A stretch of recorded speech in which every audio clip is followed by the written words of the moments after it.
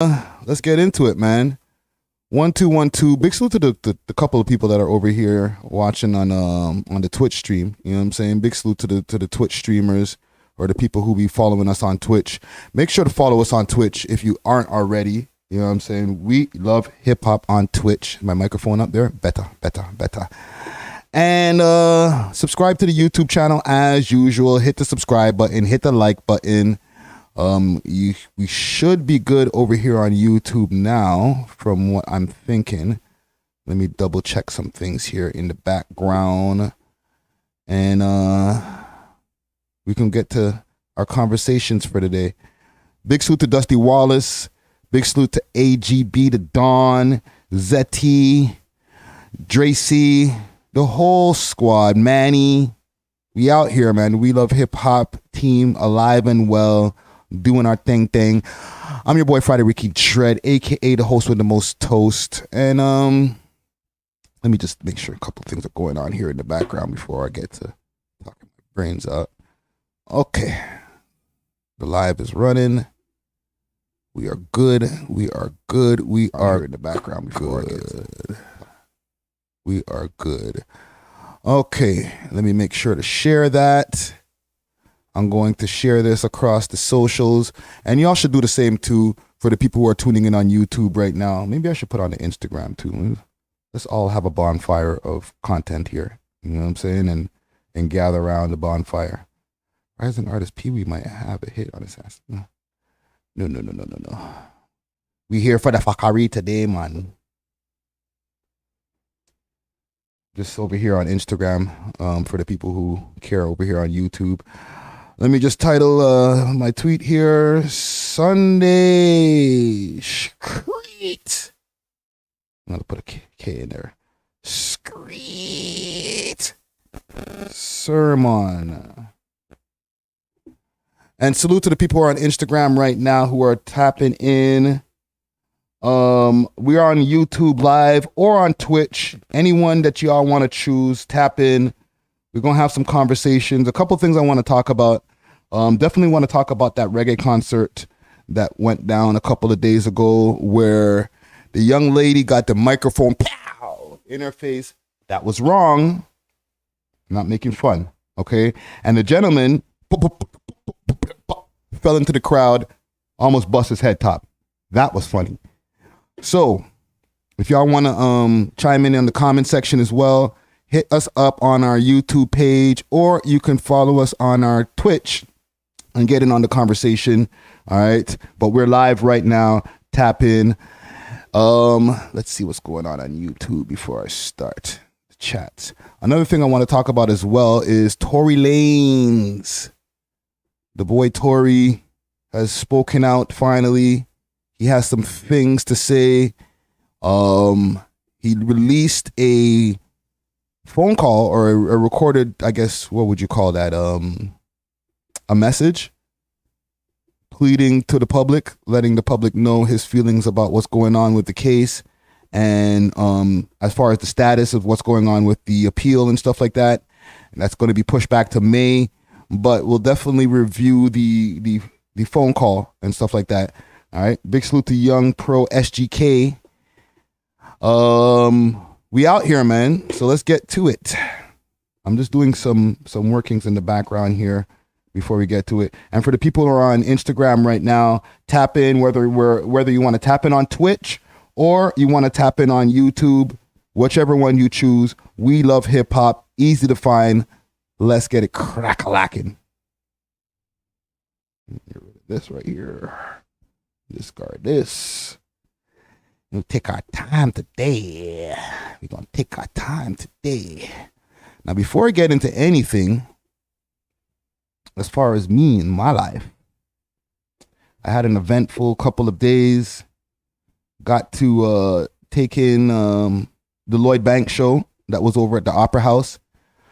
Big salute to Peter Jackson putting this show together. Okay. Peter Jackson is definitely an integral part of the Canadian hip hop scene out here and has been bringing shows down for years now. Okay, for a lot of people who don't know, a lot of these major rap shows that you see coming through the city, okay, or even some of the ones that aren't rap shows, like the man brought Leonard Skinner down the other day. You know what I'm saying? So it's he's in the business of entertainment for real, not just as a rapper, but as a prominent club promoter. You know what I'm saying? Or not club promoter, show promoter, my bad. So big salute to Peter Jackson. Always moving the culture forward. Yeah, the Lloyd Bank show, it was pretty dope. He performed. There was a performance by C-Row. C-Row did his thing on the fucking stage. I ain't gonna lie. He killed it, man. You know what I'm saying? And then Lloyd Banks took the stage finally. And when he got on the stage, I ain't gonna lie, I was excited for, like, let's say the first few minutes when he first started doing his first few tunes. But after a while, I was like, how many Lloyd Banks tunes do I know? You know what I'm saying? And I feel like my excitement started to wane and dissipate. Just, you know what I mean? Steadily. I was like, okay, as soon as he, quote unquote, and ready for pause, blew his load and did I'm so fly, the things I buy. I was like, okay, concert done. And I was actually getting ready to leave. I was like, all right, I'm off of this. You did I'm so fly, time to go. All right. And right before I left, I think he tried to squeeze in a couple more tunes. He started to go into his mixtape bag. He was like, yo, if y'all don't mind, I'm gonna get into my mixtape bag. Go ahead, nigga. And he got into his mixtape bag. And some of the tunes that he pulled out through the mixtape bag, I was like, all right. But then some of them I was like, not too excited about that neither. But then Tony Yayo came through and graced the stage with him. They did a couple of tunes right before I was getting ready to leave. I was just getting ready to leave the venue. I was upstairs in the VIP section over at the Opera House, and I was going down the stairs, getting ready to go out the door. The bouncer was like, "Are you done for the night?" And I'm like, "Yeah, pretty much." And then I heard, "Yo, you nerd!" And I heard Tony Yayo's loud ass voice. I was like, "Okay, I got to capture this. Make sure I post this up on socials." You know what I'm saying? So I ran back in for a quick second like a fucking teenage groupie. And it was like, caught the moment. And then I was out of there. Jumped in my car. And I was gone. Right? So other than that, for the people who are like diehard Lloyd Banks fans, I'm sure that they enjoyed themselves. And the stage looked dope. Big salute to Organic. He was hosting the event and hosting the evening, and it was and Ghost Drops is printed all over the place. So it was definitely a good look. And one more thing, as I'm going through my hashtags over here, Lioness Kaur. Somebody told me that she was there in the VIP with us, but by the time I turned around, I didn't see where she was. You know what I'm saying? I was like in my own world. And whatchamacallit, there was a picture of her, and I should pull it up on the screen here. Un momento. And let me know who's over here in the comment gang. Comment gang strong. All right. What are we working at here? Let me go to the live center.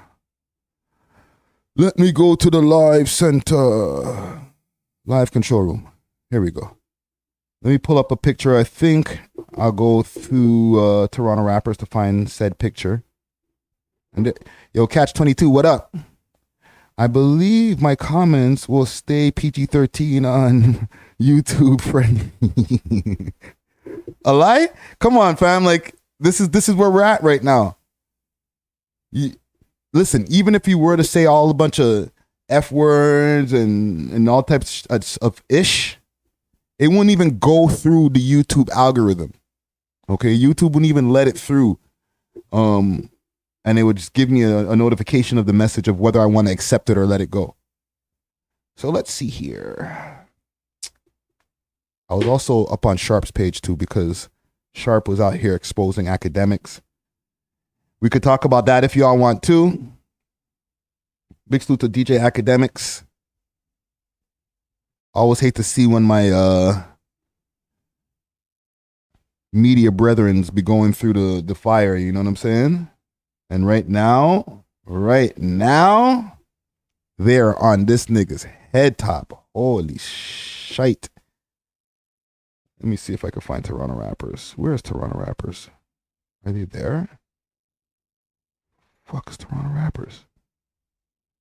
Rappers. Like broski. Is it just me or is it like maybe I'm the one who's been shadow banned. Jesus Christ. Okay, here we go. Let me see what y'all see on the screen here. Boom, there we go. Love.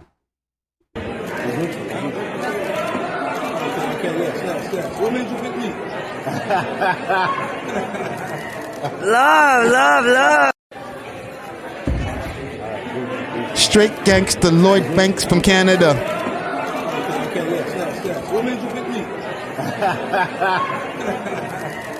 Straight gangster Lloyd Banks from Canada. Straight gangster Lloyd Banks from Canada. Stack. Jeez. So the meeting, it's finally happened. Lloyd Banks of Canada meets the Lloyd Banks of Lloyd Banks. You know what I'm saying? And this girl's just having her dreams come true right now, fam. Holy shit. She's on a wave right now. First the Drake follow, and now getting to meet the actual Lloyd Banks, who, you know, she is the Lloyd Banks of Canada. Yeah.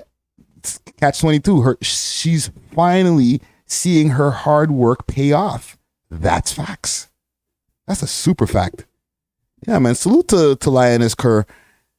I really, really mess with the vibes. And I just wanted to mention that quick fast before we even get into any of the things that we're gonna get into today. Let me see. Where's my list? Let's see. Where is my list? Okay. Comic Gang, strong. Where do y'all want to go first? The Reggae Show last night. Let me see if I could pull up Roche, that guy. Because he's the first place I seen this heinous post. What the hell is this Roche, that guy fan page, bro? Where's Roche, that guy? Let's see if I can find. There he is. There he is. And how's my mic sounding? I want to make sure my mic is sounding good. You know what I'm saying?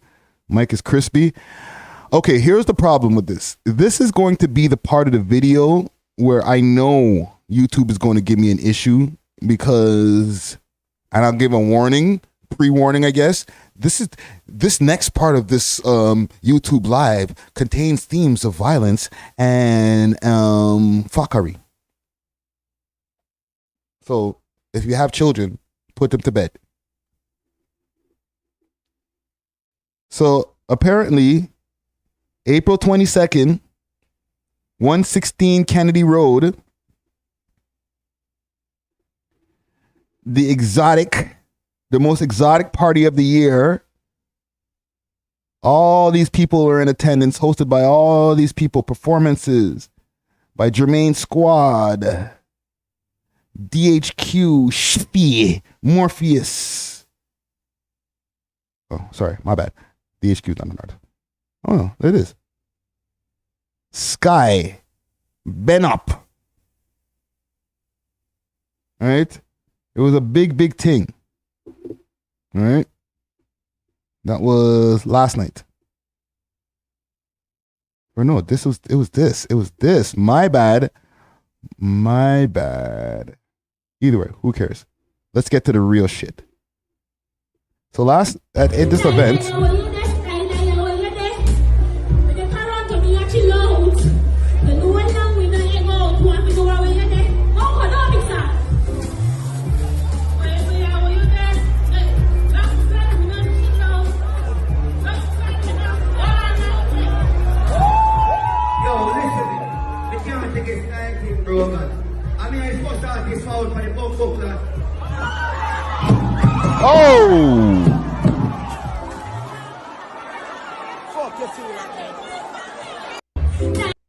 okay, so y'all saw what happened there, and a few other blog pages posted this too.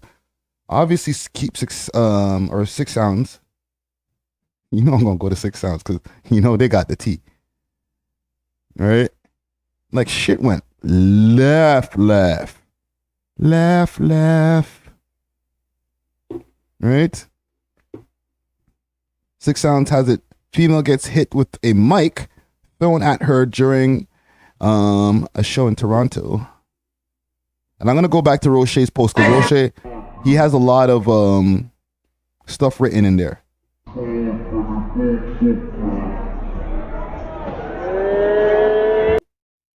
Oh my God. Hold on.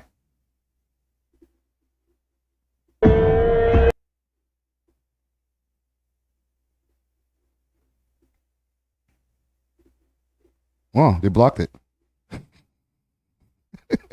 I was scared for a second, gang. I was like, please blur this shit. Please. Okay, we could show it. I gotta double check these days, fam.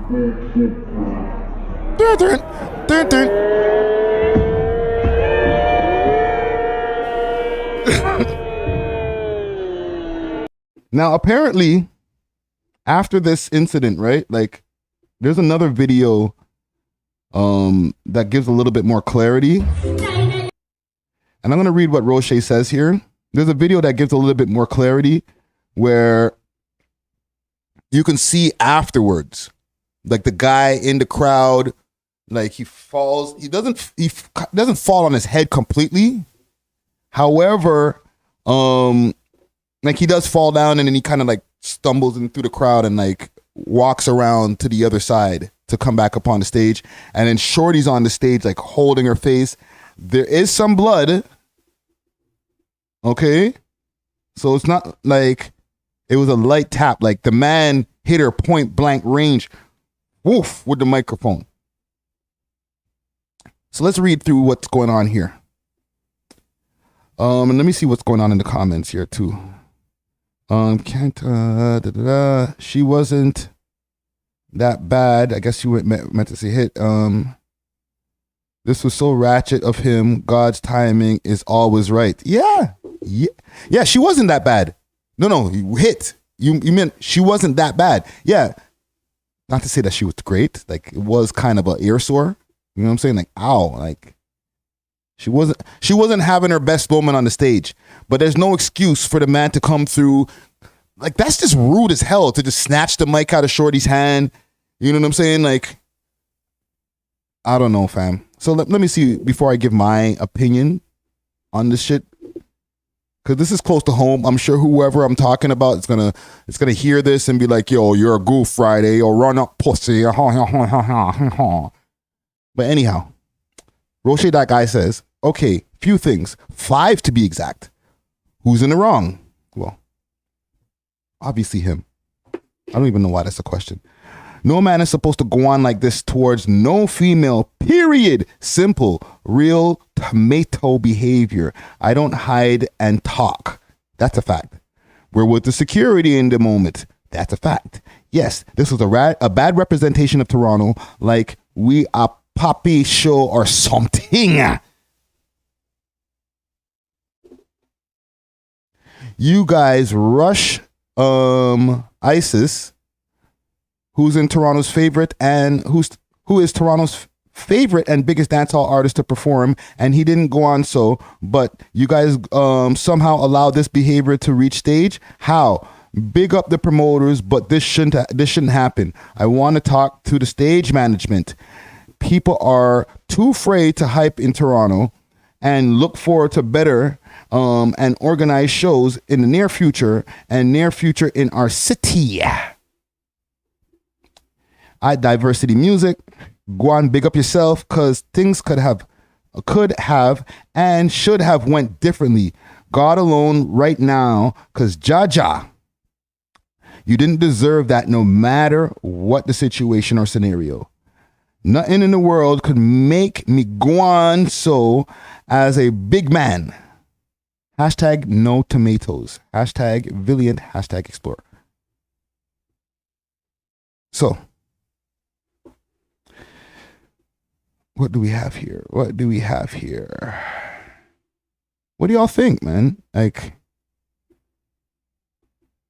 there might be another version or another more closer look here. I think Toronto Rappers also posted about this as well. Let me see if I can find a post on their page too.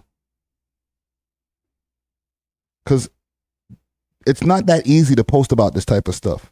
Okay?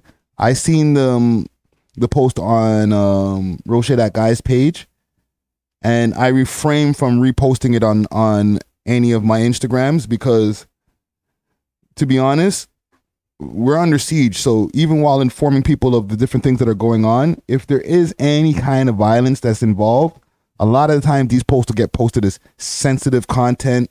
It might get taken down. You know what I'm saying? Okay, here's Keeps It Solid. They have the whole video. The whole thing.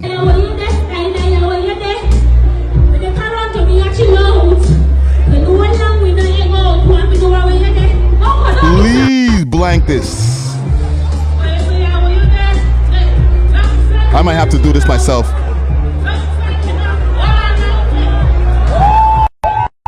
listen. You can't take a stand, bro. I mean, I supposed to have this. Watch this. He pushes her out the way. And then he threw the mic. I thought this is the whole video, fam. That's not the whole video. There's more to this video. Right? There's part of the video where the man actually falls, runs down. There's Boy Wonder in the comments laughing at his ass. Who is that?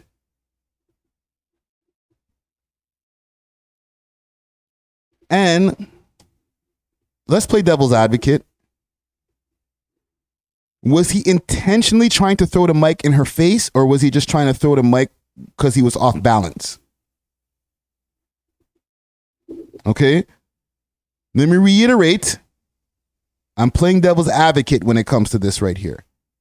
Did he intentionally throw the mic in her face, or while he was tripping over the stage? Because also keep in mind, and I'm not excusing it in any way, Shorty did push him right before he topples over to fall off the stage.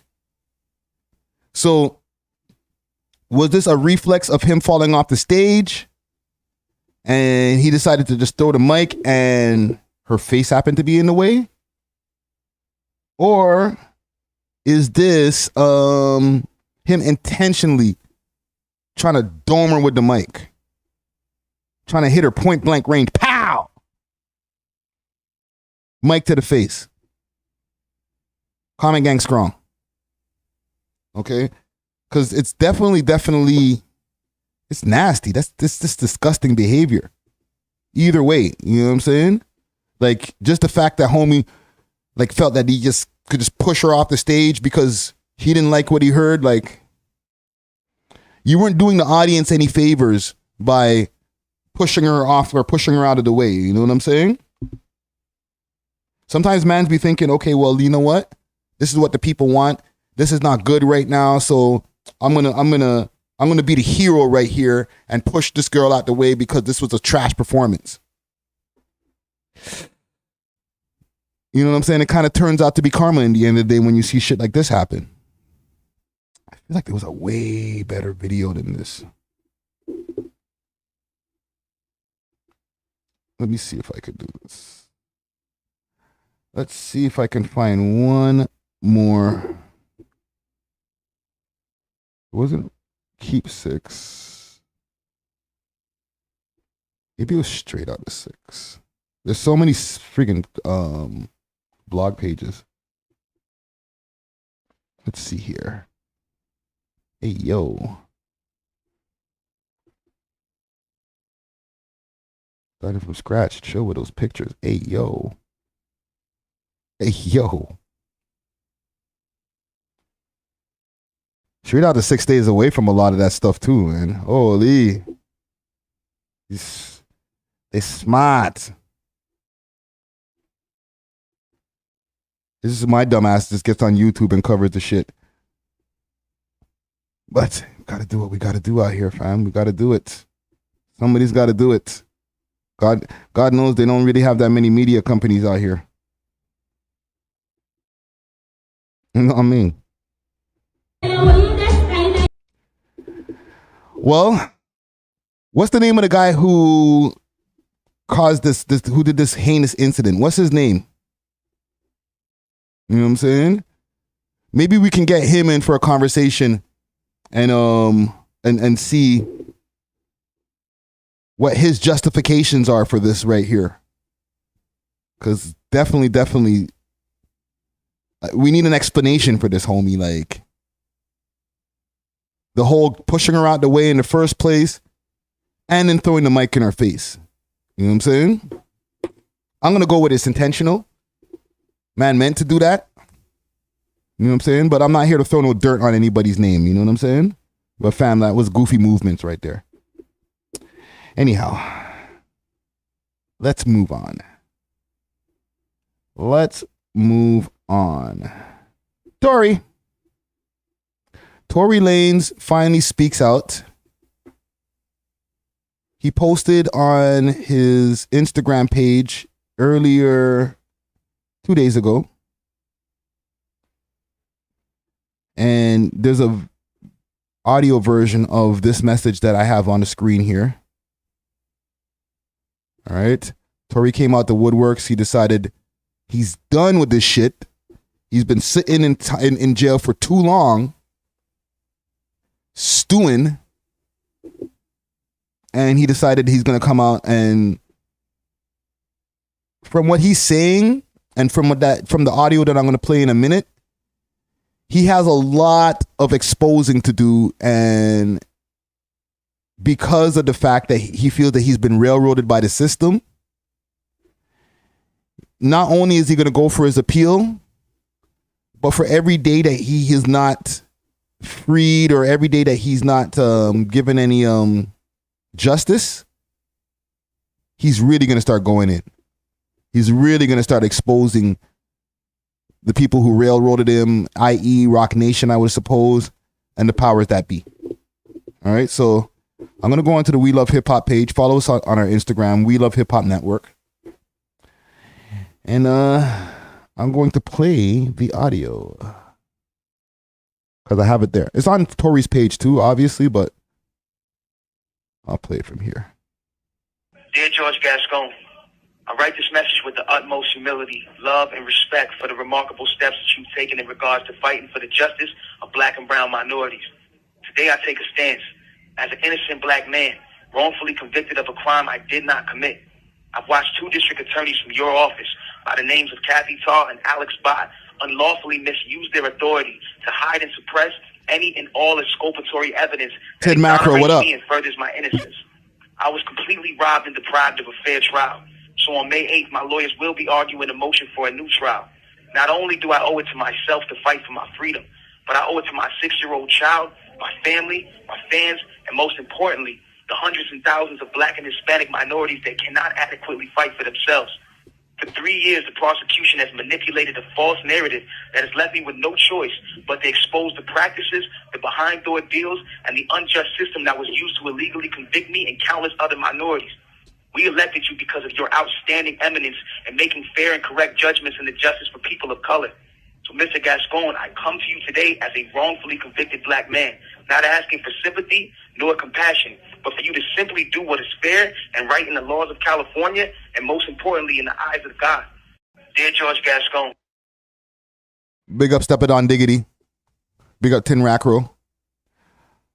So, the George Gaston guy, I guess that's the district attorney Tory Lanez, for the people who are living under a rock, has been detained since December of 2022, right before the new year. He was convicted of 3 felony charges. Reckless endangerment, or reckless discharge of a firearm, assault with a deadly weapon, and possession of a firearm. Okay? This is stemming from the Meg Thee Stallion incident. For the people who were living under a rock, him and Meg Thee Stallion, they were in a limo, and Chelsea, they had a big fight. Chelsea being Meg Thee Stallion's friend. They had a big fight in the limousine. Shots were fired, and they're saying, and you know, there was the video of Megan running or walking backward with the police pulling them over. And in the end of the day, she was like, he shot me. He shot me. Not she, not Chelsea. He. Tory Lanez. Okay, everybody was really locked into this whole court case. You know what I'm saying? There was all kind of lawyers, real lawyers, fake lawyers, Instagram lawyers, and everybody was really tuned into this case. And for the most part, we all thought that Tory Lanez had this hook, line, and sinker because of the fact that there was multiple inconsistencies when it came to Meg Thee Stallion's stories. They were changing, whether it was on Gayle King. Different things were happening where people were not on Meg's side as much as they were in the beginning when the incident first popped off. And it took 2 years for this to come to trial. And in the end of the day, Tory Lanez was convicted. So since December, where are we now? We're in April 23rd to be exact. The man's been locked up. Okay? And I've mentioned this in other lives, for a guy who doesn't do jail all the time, we haven't heard of multiple detentions of Tory Lanez in the past. It's not part of his come up story that, you know, he was in jail for like 4 or 5 years, then came home to do this rap shit. Right? Tory Lanez's story doesn't go that way. Tory Lanez, you know, he bounced around all over the place, having a military family, or not military family, pastor, right? Missionary family. My bad. Right? Salute to his dad. And he's been homeless. He's been all over the place. However, jail nigga, he was not. Okay? So for him to be doing a bid right now for the last 5 ministry, thank you, Catch 22, for him to be doing a bid for the last 4 months, that's actually probably some of the longest time he's ever been in jail, to be honest. Okay, comment gang strong. If I'm wrong, let me know. Okay, if there's been a time that I don't know about Tory Lanez's history that he did a 1-year bid and everybody, then you could tell me to shut up then. You know what I'm saying? I don't know what I'm talking about. But from my outside view of Tory Lanez's history, I haven't really seen him have any long bid over a week or any detention for over a week. You know what I'm saying? He's been detained before. He had a gun charge a few years before this, when they found a burner in his vehicle. I think there was an assault charge at some point in the past.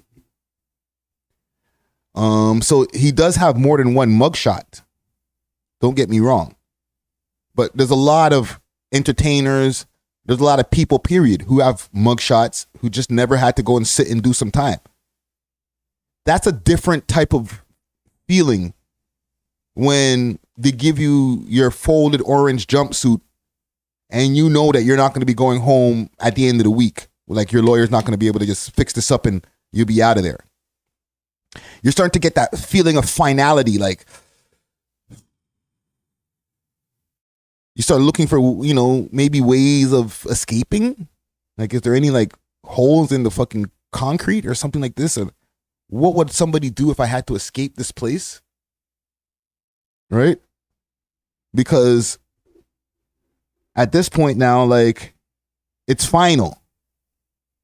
Your lawyer's not coming for you at the end of the week, like I said, to just be like, all right, That's enough jail time for you. That's enough of the prison experience for you. Time to go home. No. You're sentenced. Or you're not even sentenced. You're convicted. Now, we haven't even gotten the full defas. Okay? As we say over here. For the people in the States or other places, the full smack to the face or kick to the gut that he's supposed to feel. All right? He's gotten convicted, but we don't know for how long. So that's where you're gonna really feel the this is final. Like, you could start counting days down. You feel me? He doesn't want to be in that position where, like, he now knows exactly how many days he has left in prison. Before we get to that point, let's have a discussion about why I'm here in the first place and how I got railroaded, rather than how much time I'm looking at down the pipeline. Okay? Because keep in mind, he has not been sentenced yet. Okay? His new lawyers, okay, let me reemphasize, his new lawyers, because he got rid of them dump truck lawyers that he had before. His new lawyers have been pushing back the hearing for his sentencing. Okay? And that's a tactic that a lot of lawyers use to try to get their information together, and you know, maybe fight that case for you. Because, and then, I don't know, I feel like I asked the comment gang this before. Once he's sentenced, or I might have asked Dusty, once he's sentenced, is it going to be harder for him to appeal rather than getting his appeal process going on now, and let's appeal this before you actually give me my years? Right? Maybe y'all can help me in the comment gang. You know what I'm saying? Like, once the sentencing is given out, like once the years are given out, does he have to now wait till a certain amount of time before he can go in for his appeal? All right? I haven't done that due diligence as far as like looking up the legal. I'm not a legal person. You know what I'm saying? But he's also looking at between 5 years to 25 or 22 years. Plus deportation. Right? So the judge might hit him with the full 22 years. Right? A lot of people doubt that, but who knows? At the same time, right now, by making this bold attempt, by making this this statement outwardly on the phone to the public, saying I'm about to expose people, this is a bold move. Keep this in mind. This is a bold move, because this could in turn affect that the way the judge looks at him if he's in the wrong. If he has nothing to expose, if he's just shooting blanks, and now he goes into his appeal process, they might not look at him the same if this information is not correct. Okay? If his expose happens and it's not really that big of a deal, the judge will turn around and say, all right, now that it's time to sentence you, I'm going to sentence you to the full time.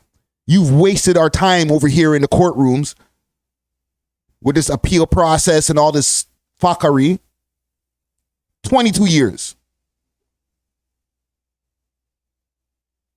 So for him to make this attempt, this move right now, this big public display, he's putting a lot on the line. Okay? In situations like this, if the person is guilty, if let's say he was assumed guilty of the things he's been convicted of at this point, the best bet is to to be as cool as you can, remorseful, all these different things, so that when the judge hands out the sentencing now, they don't slap you with the max. they can see that somewhere during this deliberation process that you showed some kind of remorse, that you showed some kind of regret. You know what I'm saying? So now, a tear might have fell out your eye to get some kind of sympathy from that judge so he doesn't convict you to the fullest. He doesn't, as they say, throw the book at you. You feel me? So doing this right here, this could make him or break him. Straight up. You know what I'm saying? Let me know if I'm way off base with that. Like this is a bold attempt to let the people know, like, yo, I'm about to really open up the vault. And also, he said every day. Now let's play it again. I write this message with the utmost humility, love, and respect for the remarkable steps that you've taken in regards to fighting for the justice of black and brown minorities. Today I take a stance as an innocent black man, wrongfully convicted of a crime I did not commit. I've watched 2 district attorneys from your office by the names of Kathy Tarr and Alex Bott unlawfully misuse their authority to hide and suppress any and all exculpatory evidence that exonerates me and furthers my innocence. Okay, so the Gaston guy is the judge. He's talking to the judge in this one. So you're literally talking to the judge. If you're wrong, it's going to look crazy. So he can't afford to be wrong when it comes to any allegations or anything that he's saying in the situation right now. Okay? He can't be shooting blanks.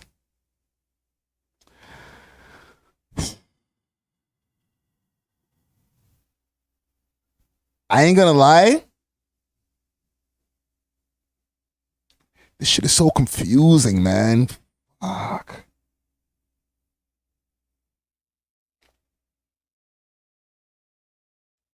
Hold on, there's like some crazy noise going on outside here.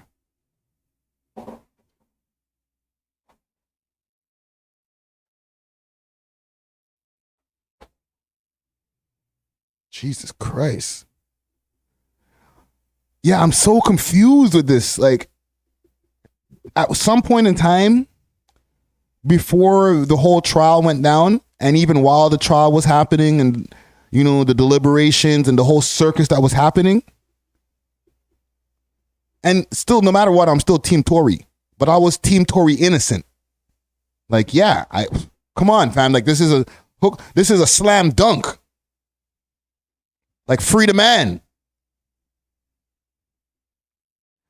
And I still feel that way. But when the case finally came to par, when the judge finally was like, all right, or the jury finally came back with their decision, based on all the different things that were happening, I had to just go with, not to say that I had to go with what the judge was saying or what the justice system was saying, but if we're going to be leaning so much, and that was my stance at the time, if we're going to lean so much on innocent until proven guilty, if he now is proven guilty, we got to live with that. And that was my stance at the time. I still believe that you got to live with whatever, because that means your lawyer didn't do the job that he or she was supposed to do at the same time. But I also do agree that the system can be dirty as hell. And we're never, ever, ever, ever, ever going to leave that on the table and act like there's not a dirty system, that man can't get railroaded. Especially, like, you can see some discrepancies in his case. He brought in a witness that was supposed to be a witness for the defense. And by the time that witness left, he became a witness for the prosecution. Like, they just flipped that dude over like a pancake. Pause. Easily. It didn't even make no sense. It's like, why did you bring this guy in here for him to talk against you?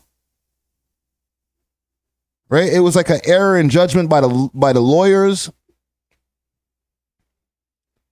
You know what I'm saying? And it's in the end of the day, people have to take accountability. Even if you have to take accountability for hiring a shit lawyer. You could be completely innocent and have the money for a lawyer. Because it's not like Tory Lanez, I understand what he's saying in this thing here about being railroaded and how black men always get railroaded all the time. I can't speak today. However, a lot of black men who get railroaded have to deal with the legal aid system. We can't afford, high-priced lawyers and stuff like that. Which in Tory Lanez's situation, he had a high-priced lawyer. He just gave his money to the wrong high-priced lawyer. He gave his money to a dump truck. Dumped all his money into a truck. Just dumped that shit somewhere else, into his own fucking pocket. And here you are, sitting in jail, sentenced or convicted, waiting for sentencing. So, yes, railroading was involved from what we can see from certain things and certain inconsistencies, but it's also his lawyer's responsibility to be able to nip that in the bud and objection, whatever you need to do in the courtroom, where none of that stuff will affect his case and his innocence. Right? Accountability has to be taken on both sides. You might have just hired the wrong lawyer, my G. But he got the right one now, apparently. This guy is the same guy who's gotten Suge Knight out in different cases in the past. And I forget who else people he's represented. But he's also taken a super huge L. You're having to pay for this lawyer after shelling out a whole bunch of money to a trash lawyer. Just because they've been proven guilty doesn't mean now you're going to get the money back. That lawyer gets to keep that money, even though he lost the case. And now you have to take more money to pay a new lawyer. What more do you want from me? Like, the man's not home to make more money all the time. He's depending on the streams from existing catalog. So eventually, things are going to start getting low as far as the financial department. There's only so much you could keep on paying out to the legal system when you're not actually here as an entertainer to make more money entertaining.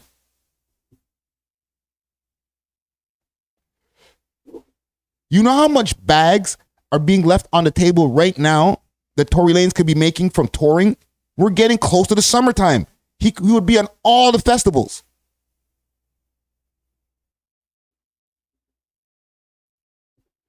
You feel me?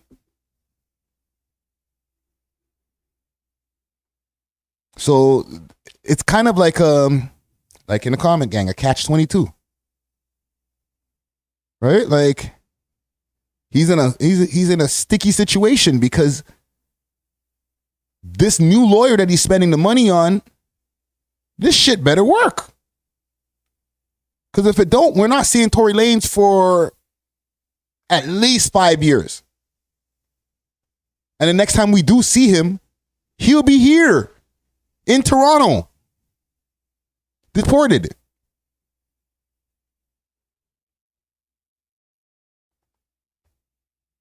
Unless he wins the appeal. If he wins the appeal, then all bets are off. He's back home. He's back in Miami. He's doing his thing. But one question I want to ask you guys before I get off of this whole Tory Lanez debacle.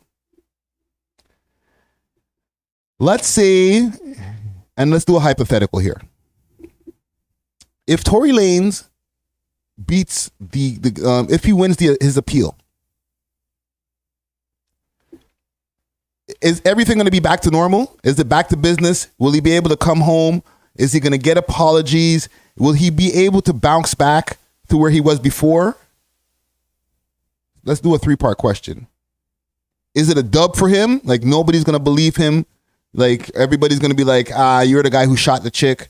But, you got your appeal, but we still don't believe you. We're off of this. We're not listening to your music anymore. Or last scenario and the best scenario, he beats this case and now he comes back stronger than before. He gets the highest amount of attention he's ever gotten. And this is the time now to release all your music, the I Told You So songs, everything.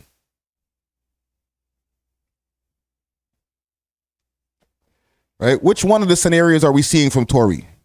Is it a dub? Does he come back and people just receive him okay, but he's got to work his way back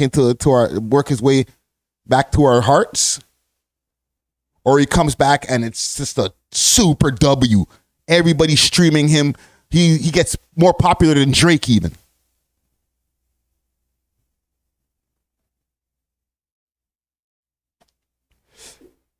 Let me know what y'all think in the comments. Comment gang, ground. And while y'all are thinking about that as well, do remember we're on Twitch. If y'all want to check out the Twitch the stream on Twitch, it might be easier on the bandwidth if you're traveling. You know what I'm saying? Hit us up on our Twitch. We Love Hip Hop, and hit the like button. You know what I'm saying? It helps with the algorithm. But yeah, is Tory gonna come back and be the guy? 22 says, or 24 says, another dweeb. B-Town waste youth. Holy. What you got against B-Town, fam? Chill. Let's remember on his come up, this guy was dissing Drake. Now he be crying about features. Jojo says, when he was Lloyd Banks in Toronto. When was Lloyd Banks in Toronto? Or Lloyd Banks, you mean? He was in Toronto like last Thursday. I'm gonna ask the question again to the comment gang. Will Tory Lanez, and let's narrow the question down. Will Tory Lanez make a massive comeback if he wins his appeal? Will it be business as usual, like he's going to be the next biggest thing? He beat the case, first day out song, and now Tory's really good. Like, I'm talking about way crazier than before that radio that he did, the little radio there, the lockdown radio. You know what I'm saying? Quarantine radio. Like, way hotter than before quarantine radio. You know what I'm saying? Or when he was doing quarantine radio. Like, 10 times hotter than quarantine radio. Does he come home and get that kind of love? Or is it a dub? Like, nah, you home, but we don't believe you. Just stay low. We don't want to hear from you. Which Tory Lanez are we getting if he wins his appeal? I'm going to ask that question first, and then I got one more question for the comment gang.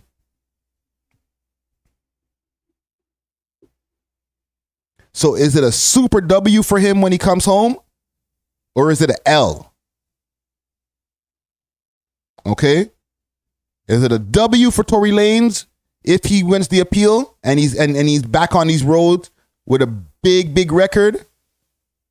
Or ain't nobody gonna care? He's gonna be a loser. He's gonna be an L. You're the nigga who came home, but we still think you shot a chick in the foot.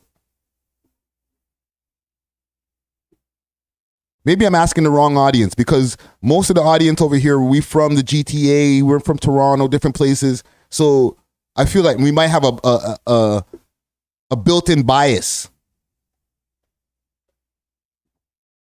You know what I'm saying?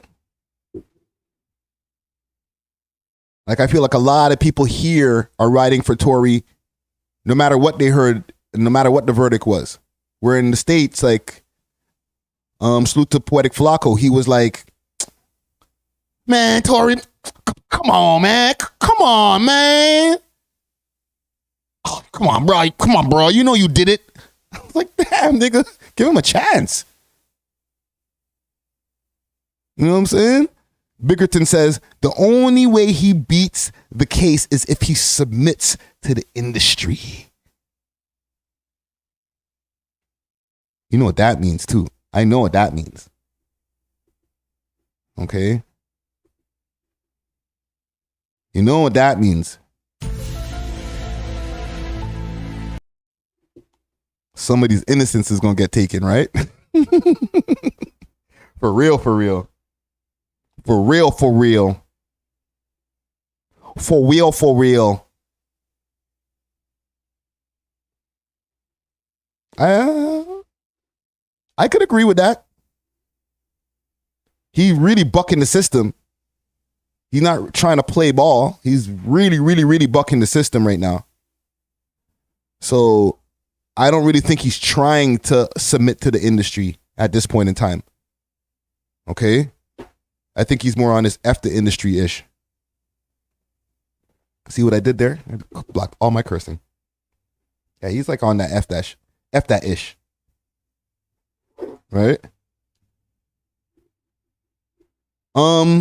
Last question I have for y'all on this. Do y'all think that he will win his appeal? With all the evidence that has come out, whether it's from Meg Thee Stallion's side of things, whether it's the case that's unfolded in front of our eyes and the trial and everything, do you think that he has a case? Do you think, and could be a yes or no in the comments, that when he goes to his appeal case, May 8th, I think it's going to be, that he will win the appeal? Okay, let me know in the comments. Comment gang strong. Will Tory Lanez win his appeal and touch road? Okay, I'll even make it easy for you guys and make a poll here in the comments. Will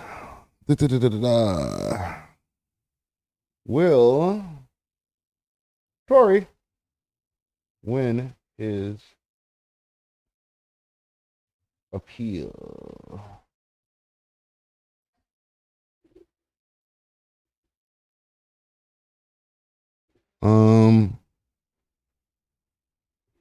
Let's ask the community. Hold on. There we go. Will Tory Lanez win his appeal? Okay.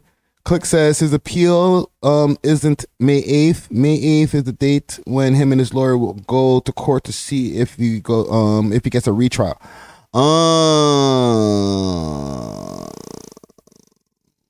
Okay. And somebody just jumped in right away with the yes. Okay, so let's rephrase the question then. Will Tory get a retrial? 3 question marks. Will Tory get a retrial? Okay, I got a poll that's up here right now. Pause. And I want to know from the comment gang. Okay. Tory Lanez is I guess looking for a retrial right now to get everybody back into court and retry this case. Okay. I feel that, and I'm going to give you guys my honest feelings on this case. And this is with all due respect. And I'm not here to say whether he's guilty or innocent. I feel that Tory Lanez did let off a firearm. However, and this is just my opinion, I don't have any real evidence, or this is just my opinion based on what I've seen go through, and just his vigor, his this is how sure he seems in his innocence. That yes, something bad happened that night, and he let off a ting. But the bullets that came out of that gun that was in his hand wasn't the bullets that hit Meg Thee Stallion in the foot. Okay? This means that there was somebody else who was shooting a gun at the time, and there was 2 people there that could have been doing it besides Meg herself, and I don't think Meg shot herself. And that's Chelsea and the bodyguard. And maybe that whole case needs to be re-examined to see which one really out of the 3 of these people let off the shot that hit Meg Thee Stallion. Okay? I feel that there was a struggle over a gun at some point in time. And after that struggle, the incident got escalated. And then that's when Meg got hit. You know what I'm saying? However, let's not take away from the fact that he did let off a firearm that night. Because and I'm not going to go by even just what the neighbor said, but there was a few different witnesses that said that he let off a firearm that night. However, I don't feel that the shells that came out of him when he was letting off that firearm are the ones that hit Meg Thee Stallion in the back of her foot. That's just my opinion. Women's groups, don't come for me. I'm here to protect black women at all cost. Okay? But just from my opinion of what I see, I don't think he shot her. All right? This is live. You know what I'm saying? You can stamp this, you can do whatever, screen record it. You know what I'm saying? If I decide to like be a pussy and try to take it back. You know what I'm saying? But that's just my opinion. T-Dot, what up? Wagwan. Let's see what the poll is saying here before we move on. 7 votes on will Tory get a retrial. 71% says yes. 29% says no. I'll leave this up for a little while longer before while we continue. Okay. So let's move on. Got my iced coffee.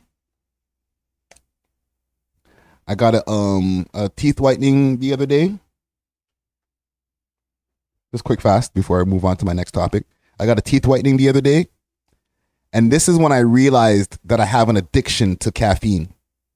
Because after you get the teeth whitening and they put all that shit on your teeth and all that stuff, you got to wait like 24 hours before you can drink any coffee, eat any food that has dye on it, anything like that. You know what I'm saying? For me to go that 24 hours without drinking coffee, I really started feeling like a fiend. Like that shit was killing me. I ain't gonna lie to you. I'm just straight honest. Like caffeine is a serious thing, fam. Like that shit was withdrawing from my body so much that like I started getting a headache like 20 hours later. Like I don't know if I'm gonna make it. You know what I'm saying? On the 23rd hour, I was at the Starbucks like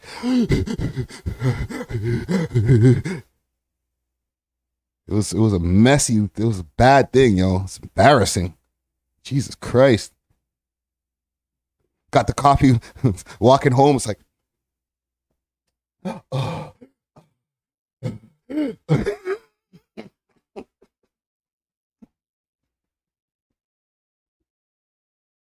Oh. The headache started going away immediately.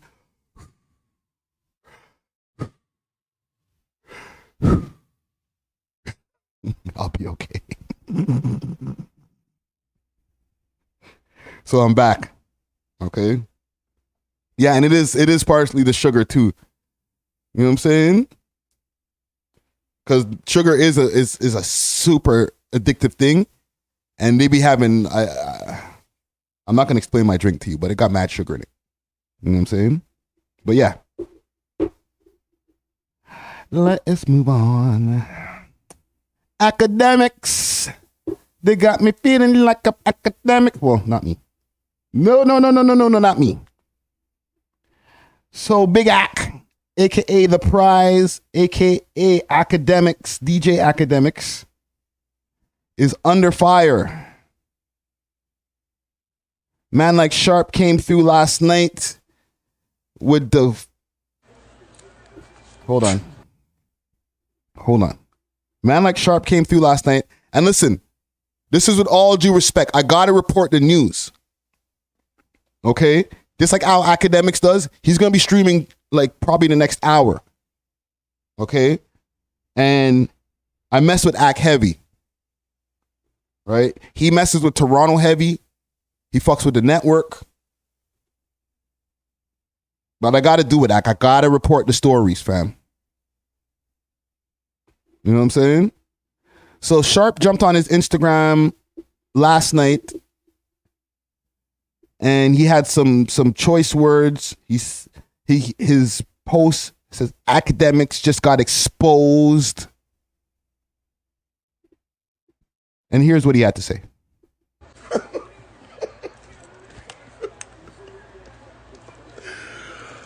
Oh shit. What a motherfucking day, I bet, huh?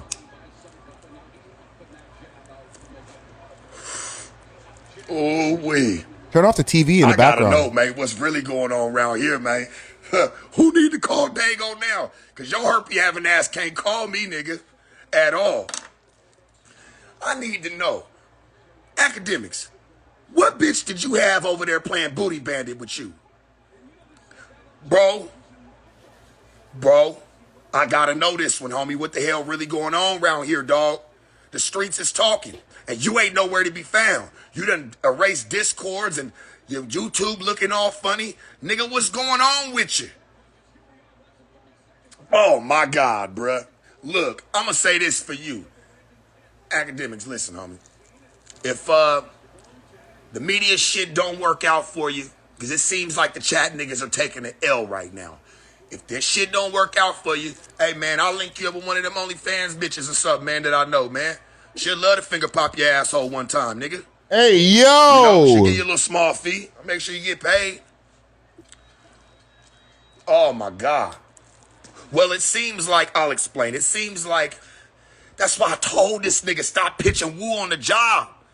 Stop fucking with these little raggedy heifers. Nigga, what's wrong with you? But no, niggas don't want to listen to me now, do you? What do I know? I'm just a has-been pimp from round the way. Well, guess what, nigga? I ain't walking around here with no motherfucking herpes up on my dick, nigga. Fuck wrong with you? Boy, you got herpes all over your damn stomach. Look like a whole brand new crater just dropped. Oh, man. Fuck wrong with niggas? Told you stop fucking with that bitch, man. What's wrong with you, nigga? You niggas don't be wanting to listen to me. Fuck wrong with this nigga, man? Nasty ass nigga. You chat niggas just took an L. Always want to talk shit. You put your hands all on the bitch. Bro, don't ever talk about whatever, nigga, anything I ever did with a bitch. I don't give a fuck if I scratched her across the arm, nigga, with a fingernail. Don't talk to me, nigga. Don't say shit. And you know, I wouldn't even expose you for having the herpes. Because if you would have paid me my money, we would have been cool, bro. But now it's on. You're playing games. Ugh, nigga. Knew your fat ass was on some nasty shit. So apparently, Ak is under fire right now. I don't know if this is Sharp who... And I don't even know if this information... In a toxic relationship with the bitch. You beating her up. She beating you up. Y'all don't know what the fuck going on. Let me see what y'all saying in the comments. So he's under fire right now. I don't know. My bad. I don't know if these allegations are true. Okay. However, and I don't know who actually dropped this information because I was on Twitter earlier and I seen Blueface posting about it as well, and he posted a prescription. Okay, with the name Livingston Allen on it, which is Akademiks' government name. However, these things can be photoshopped. The reason why these guys, and I guess I'll show you the Blueface post as well. The reason why these guys are so quick to be like, Yay! Let's jump on. Let me just be careful with Twitter, because Twitter it can get dicey. Let's see. Blueface bleed 'em. Blueface bleed 'em. Blueface don't even got a check mark on Instagram. That's crazy.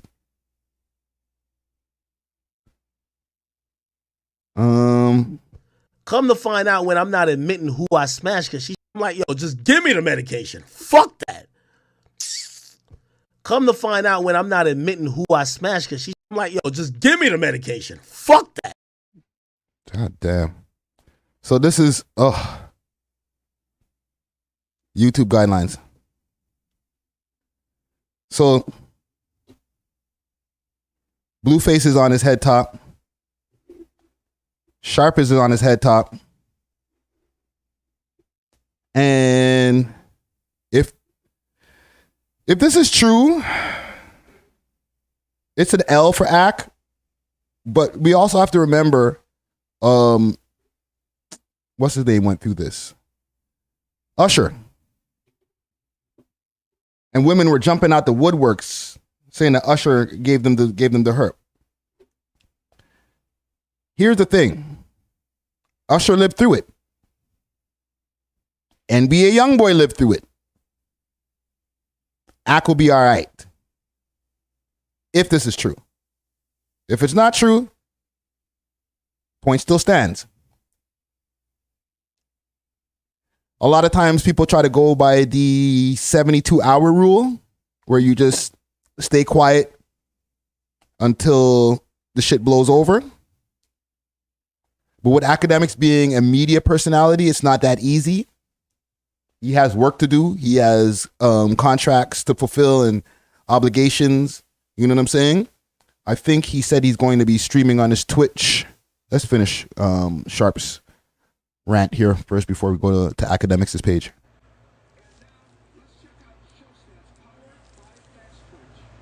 Over there fucking with that bitch Herbisha. What's wrong with you, boy? I told you. Bisha, oh no. Stop pitching woo, nigga. You keep wanting to fuck with these little scallywags on the low instead of getting you a boss bitch. So Sharp has been on his head top because I guess I don't know if you guys have been following the back and forward that has been going on between Akademiks and Sharp. They've been beefing for, I would say, approximately a month. Right around the time that there was the breakup that was going on over there at No Jumper. All right, this is Akademiks' post from 4 hours ago. Right around the time that there was a breakup going on over at No Jumper, I guess a back and forward started between Akademiks and Sharp. Okay. Akademiks wanted to have a conversation with Sharp on camera. Sharp told him he would have to pay him. They had a little bit of an argument on Akademiks' stream that escalated, and Ak called him a worker, said you could never be a boss, all types of stuff, right? Fake pimp, all types of, like Ak was winning the rant battle, you know what I'm saying? What we do online here when we go into our rants and we're like, well, this is what I think of you, and and like based on who has the best rant is the winner. Okay, who has the whose followers go craziest for the best rant is the winner. Okay, who's able to expose the most shit in the rant is the winner. That's how it usually happens when it comes to the quote unquote content game. And Sharp, he's been learning to deal with the content game. He's you know, for all intensive purposes, an ex-PI, and a lot of people, you know, he's been like learning to be more of a content guy than just a street nigga. You know what I'm saying? Because a lot of the time, people who are more versed and who are more experienced in this content game, when they'll get you on these platforms and stuff like that, myself included, we could trick you out your position. I'm sorry. Like, you know what I'm saying? Get into a debate, make you look crazy, stupid, You know what I'm saying? Have the comment gang going wild. If you're not a content nigga, most of the time you end up just sounding like, yo, shut up, yo, I'm mad. And then we're like, you look stupid. You know what I'm saying? So Sharp has learned how to manipulate the comment game a little bit better, or the content game a little bit better. And he found himself some information on Big Ak. Right? Alleged information, because this is all allegedly, right? Like I said, when it comes to this mudslinging wild game, the job of people who have issues with each other in this public sphere is to find the most dirt on each other that you can find, or allegations that you can find. And that's the way to get somebody out of the paint. That's the way to convert their audience to your audience, or just take their audience away from them, period. Like, sink them. You know what I'm saying? The way that you get somebody canceled is embarrassing them to the point where their audience don't want to fuck with them no more. Right? Am I right about that, comment gang? Like, this is how in the art of content war, how you get somebody out the paint. You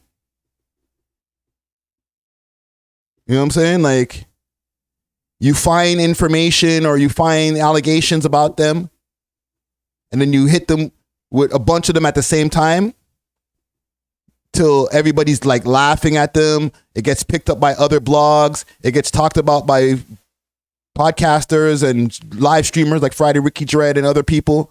Like, obviously I'm going to make a segment out of this, but I'm not the only one. You know what I'm saying? When people go and drop info like this on people, or drop allegations, I'm going to call them allegations, it's so that now this person has to respond, or they have to retreat. Okay? When it's real beef, niggas just go see each other. Put it that way. When it's real beef, niggas just pull up on each other. There's not a lot of people singing yelling into their phones and all this type of debauchery. You know what I'm saying? Like, and Diamond Eye says, true, but that's low ball on the STI. Yeah, not to say that, like, listen, it's a wild thing, you know what I'm saying? But, like, at least he ain't got the monster. God damn. But Akademiks he's been under what I would call a smear campaign for a while now. So anybody who does have any quote unquote new allegations or information, they're going to use it. They're going to give it to the people that they need to give it to. Okay. Let's run with, like, let's say a smear campaign is going on in Akademiks. Whatever allegations that are floating around, and Akademiks doesn't do the best job for himself sometimes. Okay. I'm not going to sit there and cape for Ak the whole way through this. Like, he makes it kind of hard for himself when he has outbursts in public. You know what I'm saying? There's been times when he was on the Fresh and Fit podcast, yelling at women on the panel, hennied up, you know what I'm saying? Bottle of Hennessy in his hand, drinking right from the bottle. As somebody who watches a lot of Akademiks content, I can tell you, if you guys don't tap into Ak as much as I do, super pause, that he's cut down exponentially on the amount of Hennessy that he used to drink. He would not do a stream without pouring the Henny down his throat. So now he's been kind of like fixing up a little bit more when it comes to that type of stuff. You know what I'm saying? You're not seeing as much of a drunk version of Akademiks in his streams.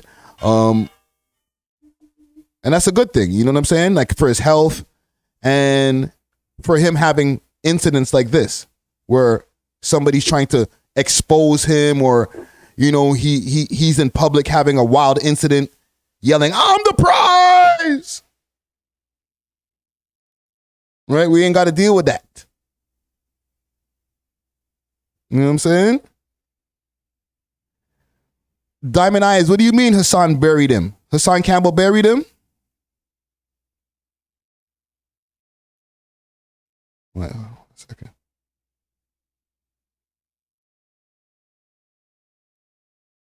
Always shaking my head. Right? Like, Akademiks is he's not a loved figure by a lot of people. However, it's weird because you would think that a lot of people mess with Akademiks because he's extremely popular. A lot of people tune into him to get the news. A lot of people tune into his streams, whether they like him or not. And a lot of people get information from him through the industry, the rappers who hate him. All these guys get information from Akademiks. Okay? On top of the fact that he's achieved a lot of things that the people in his quote unquote peers don't give him credit for. You know what I'm saying? The reason that I'm sitting here streaming live, and, you know, I can stream live probably like 2 hours, is because of Akademiks. Because Akademiks opened the door to hip hop streamers. You know what I'm saying? So it's kind of wild that he has so many people who don't like him. I understand he brings a lot of this shit on himself.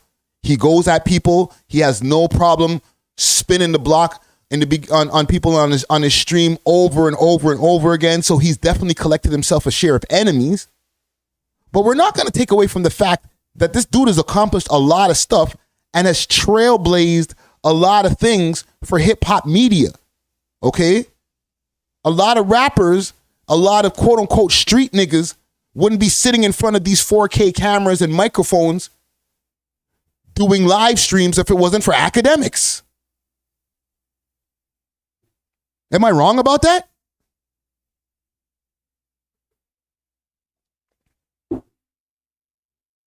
So it's kind of wild that he has so many people that are trying to knock him out of position when low key, he's kind of the reason why a lot of the people are able to do what they do now.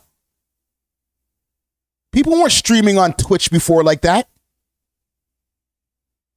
Not hip hop niggas, that was for gamers. Now you don't have to be on Twitch streaming a game. You can go on Twitch and just sit there and give your opinion. I'm on Twitch right now.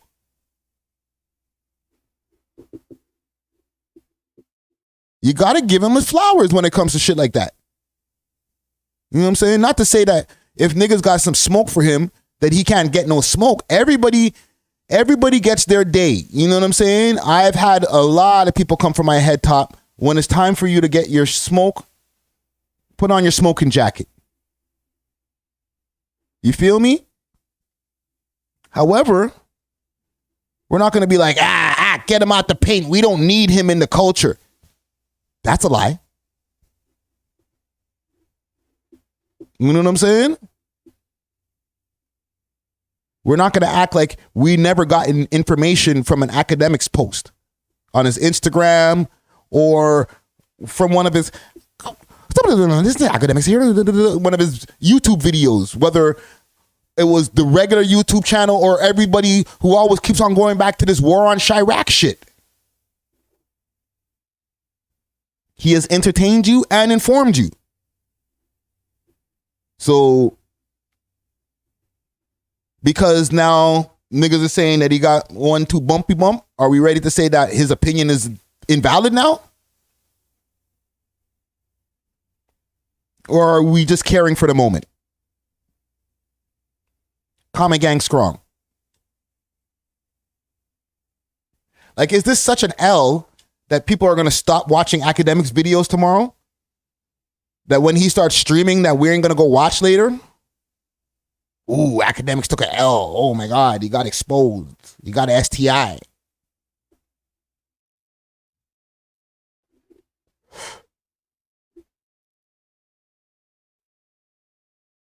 You know what I'm saying? You let me know. Either way, salute to all parties. You know what I'm saying? I fuck with Sharp. I fuck with Akademiks. You know what I'm saying? I got no issues with any parties, and I got no dog in the race. But this has definitely been something that's been moving around these internet streets. Somebody I wanted to take a look at as far as a progress check. Can we do that, comment gang? I feel like I want to go a little bit longer today. Got some time. Got some time today. It's 7 o'clock. Got a new blunt rolled. Feeling good. Feeling nice. And let me know if y'all have any topics y'all want to talk about in the comments. Let me know. Let me know. Let me know. Hold on. Let me do a post here on Instagram quick fast. Because we have a paid promotion post that's going on right now. Big salute to Trizzy Trey. Check out his new album out right now on all streaming platforms. Black of the Dawn drops visuals for his new banger Gets. Okay, that's dope. That's the one that's him in the barbershop.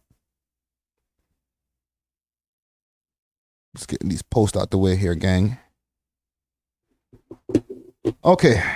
While we're doing this, I want to cover a couple of stories here. Pressa addresses. I like the story. Because salute to child support. Okay, child support right now are killing it when it comes to the documentary game. And I know that the documentary game could be a hard game. I know that like a lot of those videos probably don't even get monetized. So for them to be consistently putting out a video, like I'm sure that they even probably dropped one today. You know what I'm saying? I'm sure they dropped one today. Right? And if not, they'll drop one this week. So big salute to child support. Those guys consistent as a mofo. All right? And I rate it. They did a video not too long ago about some of the guys from the Wasp gang. Maybe I should pull up the video. 31 Division would receive tips. Let's see here. Here's what I'll do to make this land home. Because Pressa, he was mentioned in the video, and it was an old rumor of him getting his arm broken in the Bing. Okay? And he says here, on gang, NM, I won that 3-on-1. Ask LO. He went ER. Okay? Went to the emergency room. I want to pull up the video first. Let's go to Child Support's YouTube channel. Salute to child support. Child support.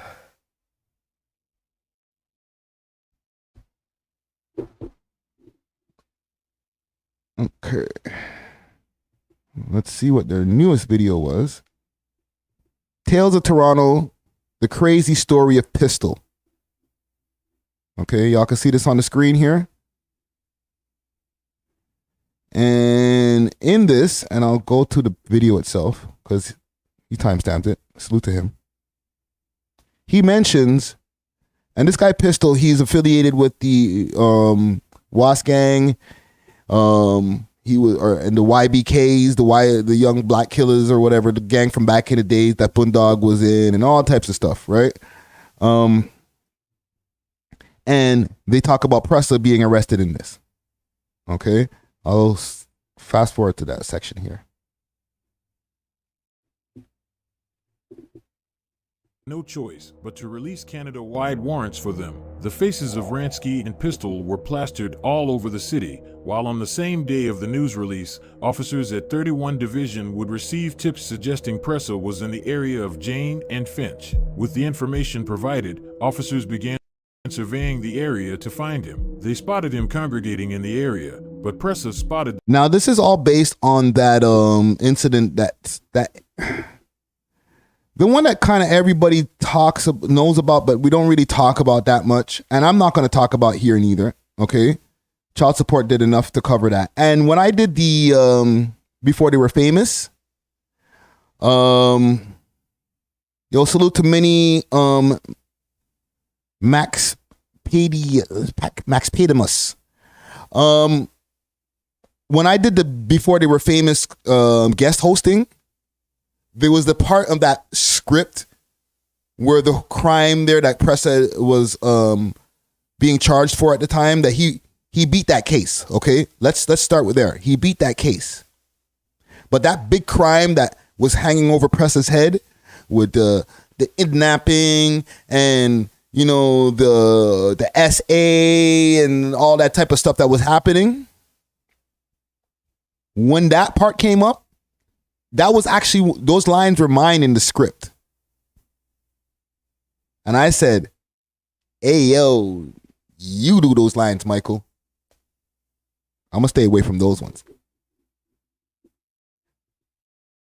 them as well. He took off and a brief foot chase ensued. But he wouldn't make it far. He was arrested and charged with a hefty list of offenses, including kidnapping.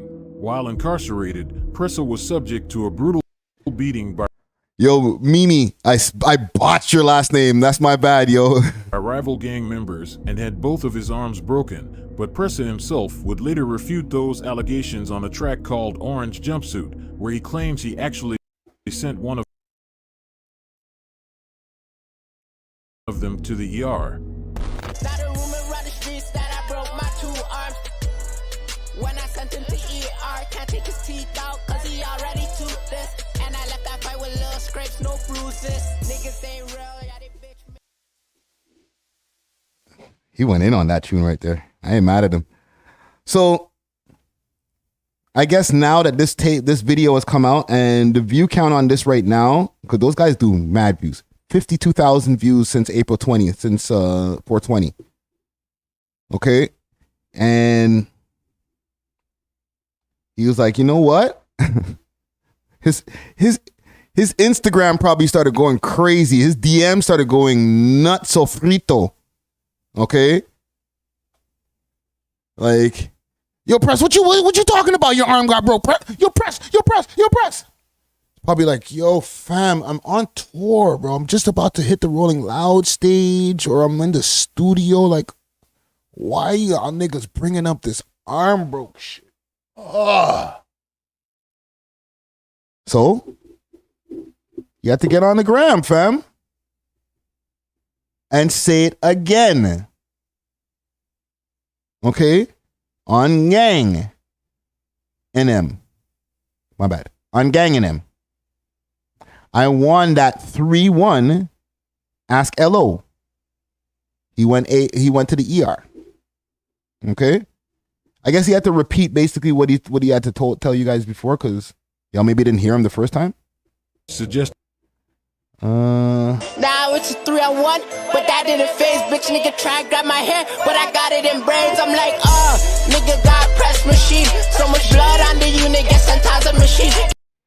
He goes into detail in this song about, I guess, what happened in that incident. But it's just crazy how things come back up that are... This nigga's probably like, haven't thought about that incident or thought about that song, because it's an old song, in years. Now it's... You know what I'm saying? And then here comes child support like, yo, did you know Pressa got his arm broken? It's like, yo, nigga, no, I didn't. But, also in the video, child support does mention, like, nah, fam, he does refute it, right? But big salute to Pressa. You know what I'm saying? Leave him alone. Let him do his thing. Stop bringing up old shit. And let him cook.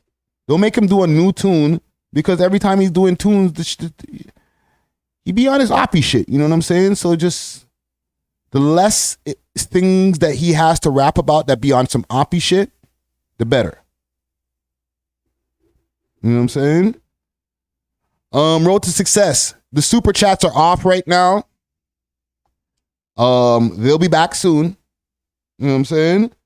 But there has been some issues with when it comes to certain parts of the monetization, and I'll definitely get all of that back up and running soon. These are part of my rants from that I've been having for the while about censorship and different things like that.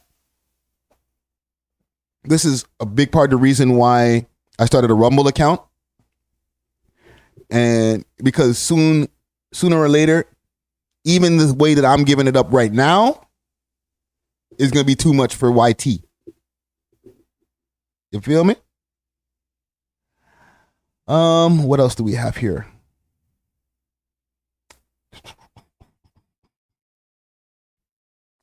The burner bands thing, I want to also clear up that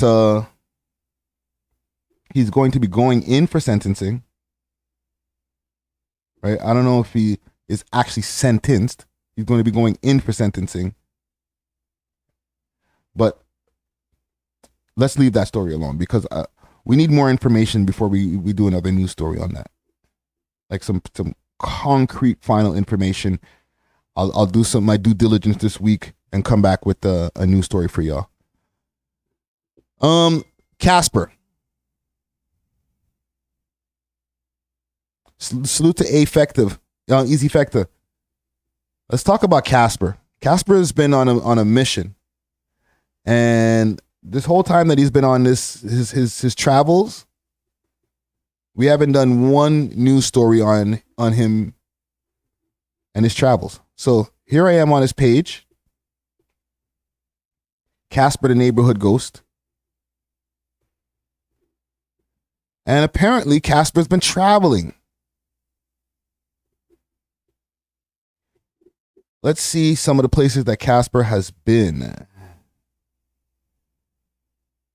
He was first got home maybe a couple of years ago now when I think about it. Let's see here. He says, been stressing so long, I'm trying to live a little. And then here he is in Canada somewhere. Right? In the mountains. And this is before he got on the plane. Okay? Casper's turned into where's Carmen Sandiego, you know? Where's Casper Sandiego? Entertainment says YT and Doodle are the biggest haters. Are the biggest haters. Yep. Mimi says YT's been on some BS. Trust me. Funny how we be calling him YT. The algorithm knows what we're talking about.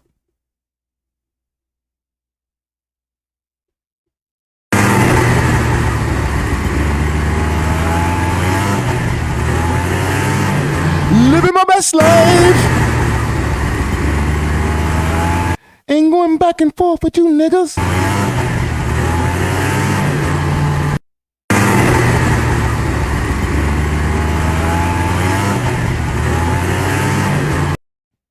Hold on. What did I miss? What is that? Yo, what is this? This guy's on some next-ish, yo. Peace, love, what up? So he's in some kind of icy territory here. He doesn't have the location on this one. Right? And remember, Casper, he was like going crazy before this. Like, it was like, I feel like he was unraveling and he was going at everybody. He was jumping on his phone, talking crazy. And then people started going back at him. Like, I'm talking about, like, he was talking wild crazy, talking about people's deceased siblings and stuff like that. He was going nutso. And I was like, Casper, chill, fam. Like, you got so much to live for, fam. Like, don't get in the mix-up. Don't get yourself put behind bars again. You know what I'm saying?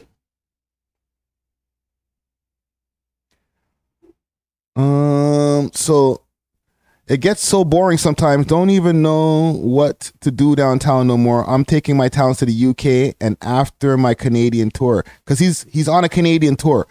There has been a few dates that have been canceled. But it seems that he's been able to get a lot of those dates done. Because I'm seeing some posts on his Instagram and other places. So here he is. Front of the Eiffel Tower, fam. Alexander Park to the Eiffel Tower, bro.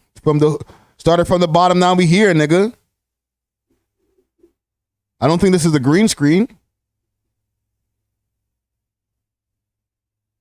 That look like a green screen to you? Anybody? Right? So he went to Paris. Paris. And the next thing you know, this nigga's in Egypt. I said, nigga, look at this nigga. What are you doing in Egypt, fam? I thought he was going on a Canadian tour. I didn't even, I did like this. Then watch this.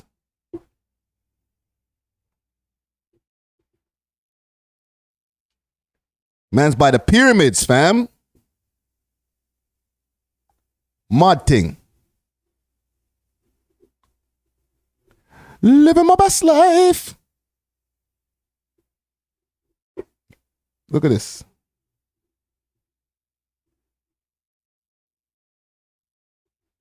Hold on. Look at this. Look at those pyramids in the back. Them's real. You know what I'm saying? Niggas making album covers right now, fam. Holy.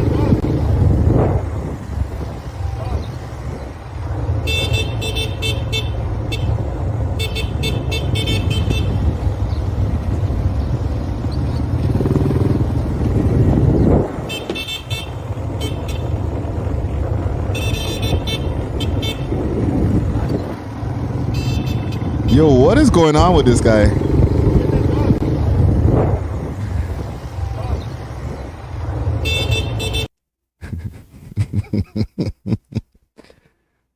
This nigga is living as he should.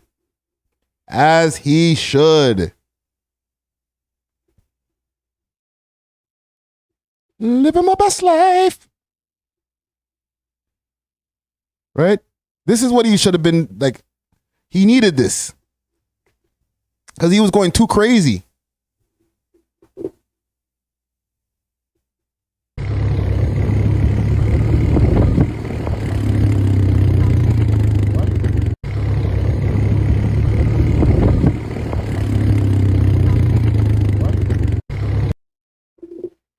Where else he went? Where is Carmen San Diego? Where is Casper San Diego?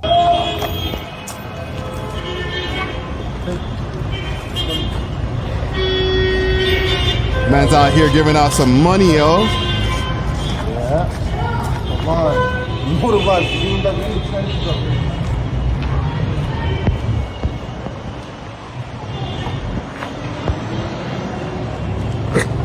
Man's in the trenches.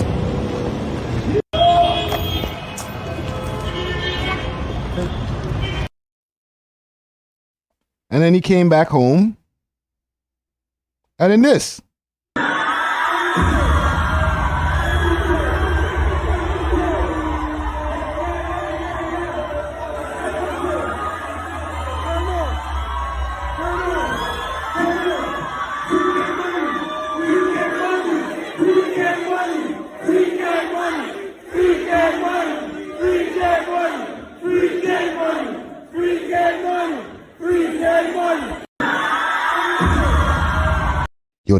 Yo, and he's in Edmonton in this right here. Yo, peace, love. That's a great point. He probably been seeing his therapist.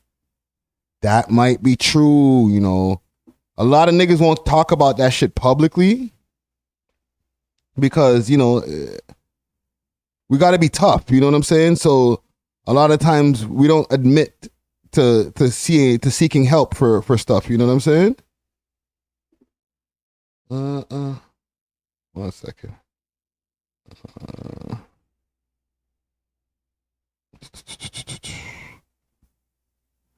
Yeah, a lot of people won't admit to that type of stuff. You know what I'm saying? To going to therapy and things like that. But I can believe for somebody who's gone through a lot of trauma in his life, that trauma, like some therapy would be good for him. You know what I'm saying? And maybe his therapist told him, yo, get out of town for a while, bro. You're about to start on a tour. You're going to go across Canada. There's going to be a lot of pressure. There's going to be a lot of people trying to put obstacles in your way. And we can't have you crashing out, my G. Okay, Casper is one of the premier Toronto rappers, if not one of the top 5.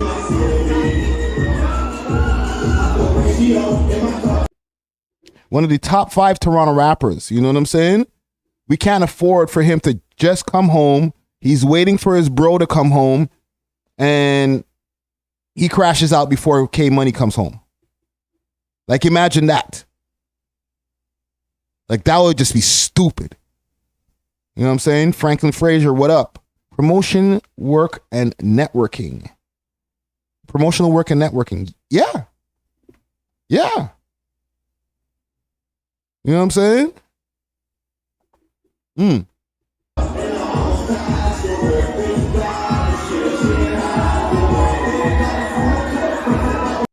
Yo, the man's in Edmonton and the people are going nuts over there, yo. Like, you clearly have a fan base that mess with you all over Canada. You know what I'm saying? K Money come home, y'all gonna triple up the money, bro.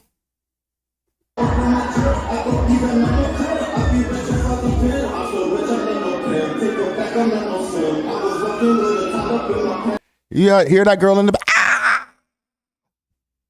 You probably fuck her later. Watch RK. You know what I'm saying? Come on, man. Gotta give Casper his flowers, yo. I don't always condone the things that the man be saying, because sometimes he be wilding out. You know what I'm saying? But, like, this to me is positive. Right? Stay doing things like this, fam. More of this. You know what I'm saying? Come back, do a tour. Yo, I've been on Canadian tours before. The tours that I was on, with all due respect to the people who I was on tour with, they weren't even getting close to the amount of bags that these young guys are getting right now. Okay? Casper's probably getting at least 4 racks a show. If not, at least 2,500 a show. All right? Which is good for somebody on the come up. You know what I'm saying? It's amazing for somebody on the come up. Niggas was doing shows for a couple of $100 back in the days. Trust me, notable artists. Trust me. Easy Factor said, couple of Canadian landmarks in the crowd, eh? Who's in there?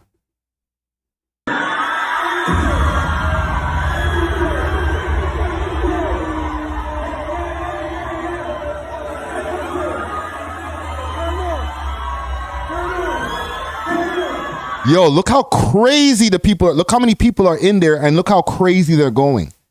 They're not waiting for Lil Baby to come pop up on a stage. He's not opening for somebody. This is his tour. Niggas is opening for him.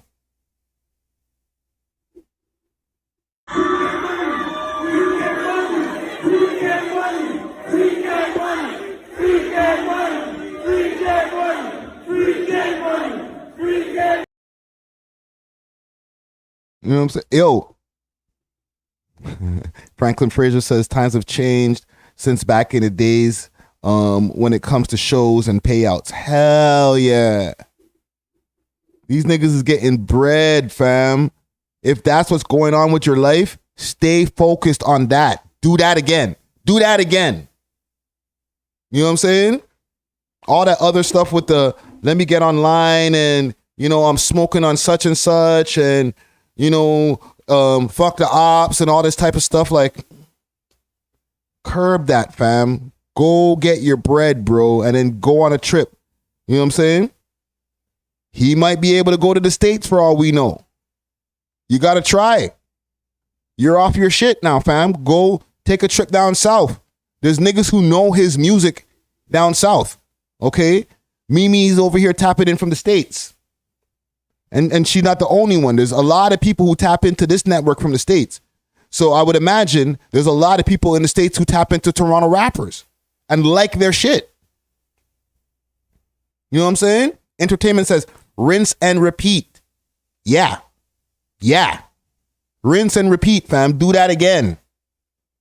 You know what I'm saying? Go re-up on another set of bags.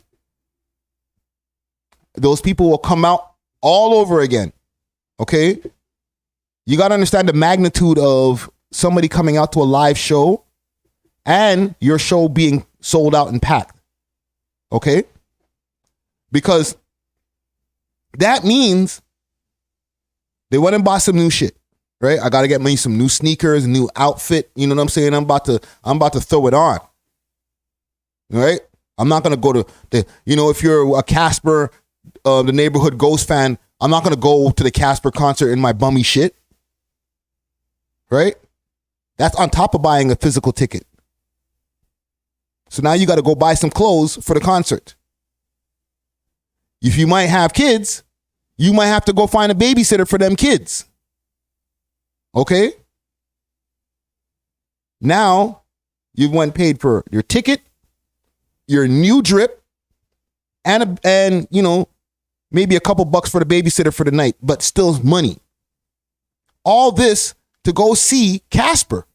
That's a lot of work to be done, a lot of dedication. This is a lot of, I really want to go see this person live. Okay? People ain't just coming out their house. It's not that easy to just go pull up on a live show. You know what I'm saying? You really have to go and see this person.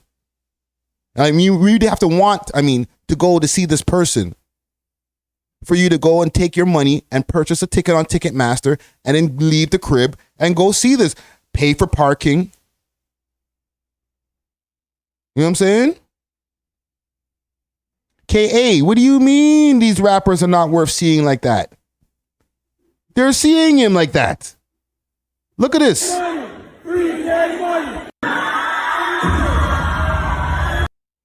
All the kids that their parents had to drive them over here, these are fans, like real fans. Nobody else is coming on stage after Casper. After that party done. You feel me? So this is a great look for a Canadian rapper to be able to sell out tours. We weren't getting it like that back in the days in the late 90s and early 2000s and shit like that. Like, Drake wasn't selling out no fucking places back in the days when he was on his come up. Right? Before the So Far Gone mixtape, he was not selling out no venues. We weren't that hyped to go run and go see a Toronto rapper. It's not that, it wasn't like that. You know what I'm saying? As soon as we heard that the person's from Toronto, or as soon as we can tell when we hear the song, we're like, oh yeah, they from over here. Drake broke the mold. Okay? Once all the Americans was like, yo, you heard about that guy Drake? Yo, you know what I'm saying? That Best I Ever Had song, like, it was over. And then we started dick riding. Oh yeah, we always loved Drake. No, we didn't. Stop lying. Drake wasn't packing out a show like Casper is right now. In the place in his career where he was, where Casper is now. Okay? If Casper was living back in 2007, that place would be halfway packed. Maybe. You know what I'm saying?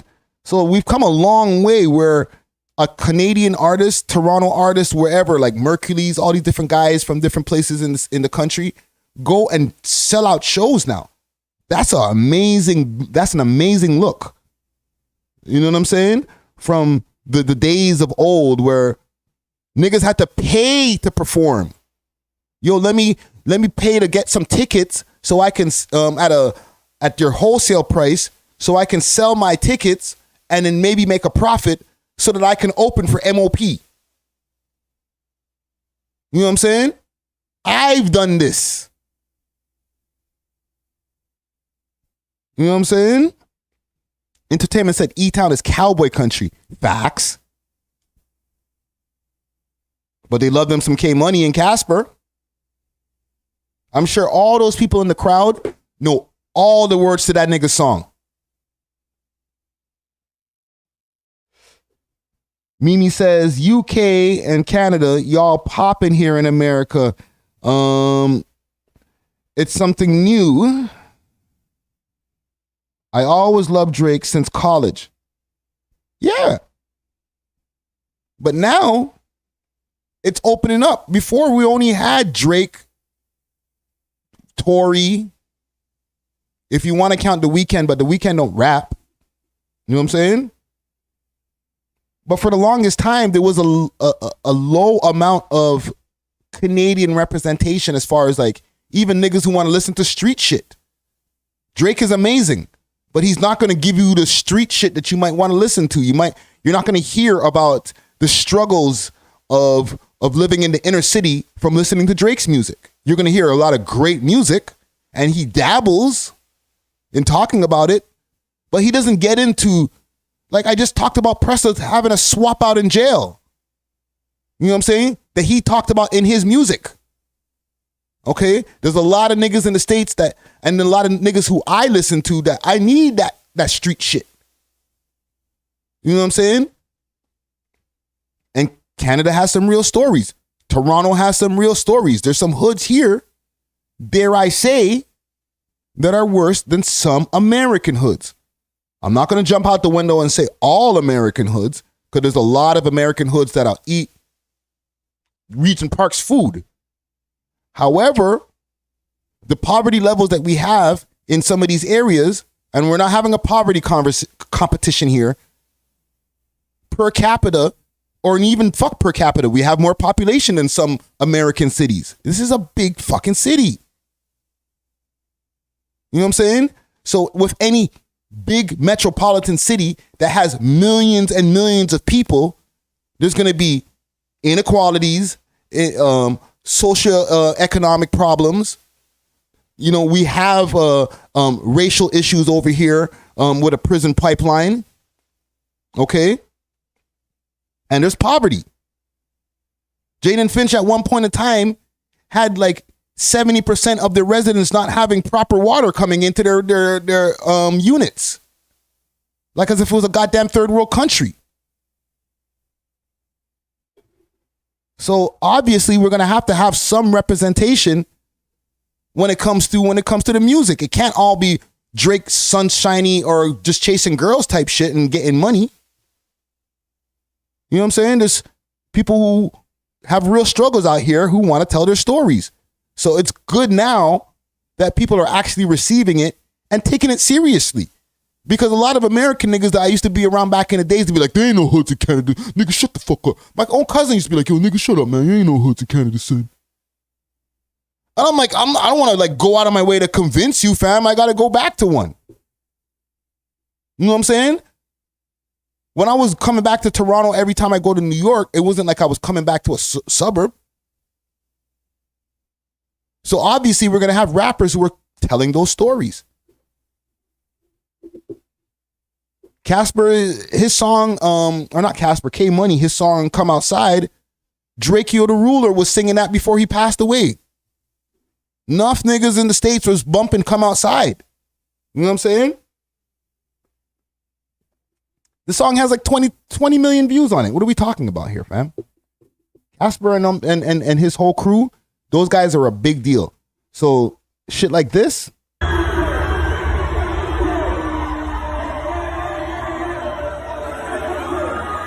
Light work. Yeah, man. Salute to Casper, yo. Keep doing that, man.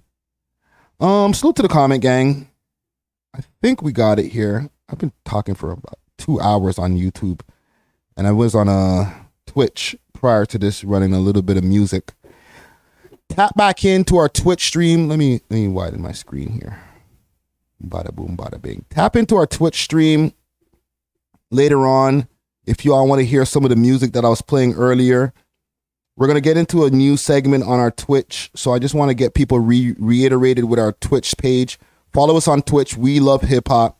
All right. We're going to be getting into reviewing albums and all things like that soon, and getting into playing more music from the Canadian scene like we're able to do on Twitch before we get into our YouTube sessions, or just completely just doing that and just doing a Twitch stream on its own without doing YouTube. All right. So until then, I'll be back.